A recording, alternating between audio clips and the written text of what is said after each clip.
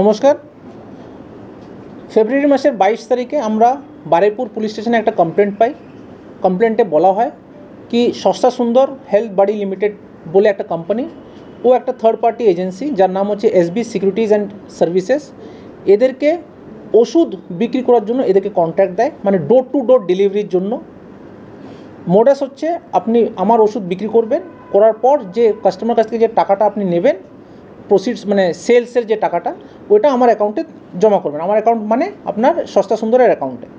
2 বছর ধরে এই যে থার্ড পার্টি এজেন্সিকে যে দায়িত্বটা দেওয়া হয়েছিল, বিভিন্ন সময় এরা ওই ওষুধগুলো ডিস্ট্রিবিউট করা হতো, কিন্তু টাকাটা আর কিন্তু এই যে এসবি সিকিউরিটিজ অ্যান্ড সার্ভিসেস টাকাটা ঢোকাতো না। কমপ্লেন্টে যেটা বলা হচ্ছে কি 2 বছর ধরে আনুমানিক 15 কোটি টাকার মতো টাকা এটা মাল বিক্রি করেছেন, অথচ টাকাটা এনার অ্যাকাউন্টে ঢোকায়নি।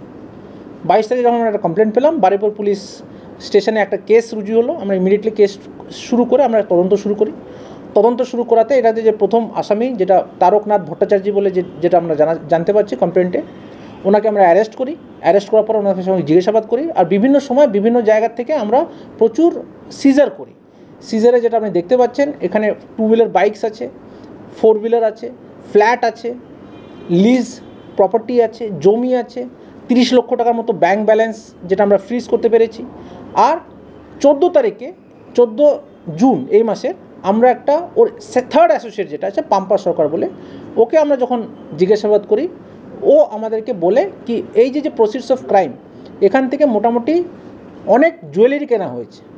আমরা ওই নির্দিষ্ট যে জায়গাটা দেখিয়ে দেয়, আমরা ওই জায়গাতে যাই, গিয়ে রেড করি। রেড করে আমাদের আনুমানিক 1,69,00,000 টাকার মতো আমরা জুয়েলারি আমরা পাই। ওখান থেকে আমরা প্রপার প্রসিজার দিয়ে সিজার করি। সিজার করে আমরা ওটাকে ওই পাম্পাকে আমরা অ্যারেস্ট করি। পুরো কেসটা এখনও ইনভেস্টিগেশনে আছে।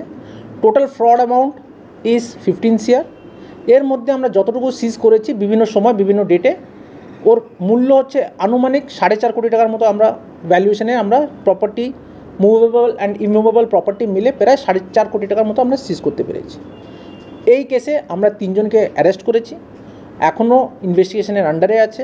আরও যদি কেউ আসামি জড়িত থাকে, অথচ আরও যদি আমরা কোনো হদিশ পাই আরও প্রপার্টির জন্য, আমরা ওটাকে খতিয়ে দেখব আর নেসেসারি লিগ্যাল অ্যাকশন আমরা নেব। আর এটা আমাদের কাজ আছে। আমরা প্রত্যেকটা কেস, আপনারা জানেন Baruipur police district is very professional. আমরা প্রত্যেকটা কেসকে ভালো করে ইনভেস্টিগেট করি, আর আমরা এনশোর করি যেন ভিকটিমকে ভালোভাবে আমরা সাহায্য করতে পারি।